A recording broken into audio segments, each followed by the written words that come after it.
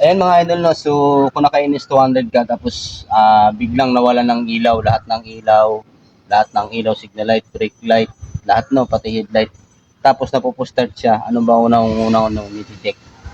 So dapat ang unang niyo i-check ay yung fuse. Okay, so dalawa kasi yung fuse na yan. Itong dalawa na to, magkaiba po siya ng supply, no. Yung isa nito ay main sa lahat ng ilaw. Tapos yung isa naman yan, pag nawala, meron siyang push start, walang mga signal light, walang brake light, walang headlight, at sin wala. Pero yung isa naman niya, napupush start siya pero wala ding ilaw, wala rin signal light. So, tingnan nyo ito gumagana to. Ayan, pusin natin. Ayan, buksan natin diba? So, meron siya signal light ito. Ayan, meron yung signal light, diba? Meron din siyang brake light. Ayan.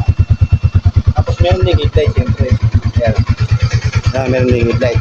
Ngayon, mga idol, ito, tanggalin natin tong fuse na to para maniwala kayo at para mabilis nyo lang din mahanap kung sakaling yun yung problema ng motor nyo. Okay, so ito tanggalin natin itong fuse na to. Dalawa lang naman to magkatabi. Tingnan nyo kung ano yung mawawala sa motor nyo. Ayan.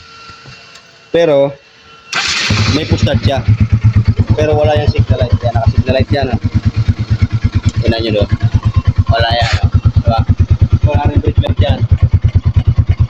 So, wala rin brake light. Pag itong fuse na to, mga idol, sa bandang kaliwa, pag ito putol, meron kayong push start, pero wala kayong signal light, wala kayong brake light, wala kayong headlight. Diba? Ngayon, ibalik natin yung fuse.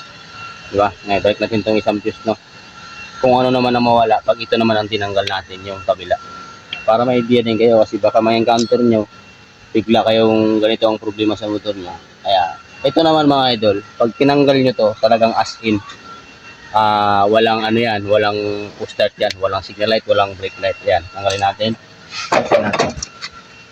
Yan, shutdown lahat yan, pati yung mga ilaw dito, pati dashboard, wala yan. Tapos hindi mo mapupush start yan. Okay, kasi ito yung kanyang main positive.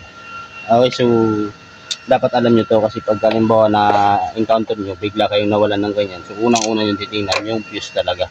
Pero yung walang problema kung yung isa lang ang isang fuse lang ang mawala kasi mapupustat nyo naman, mapapatakbo nyo.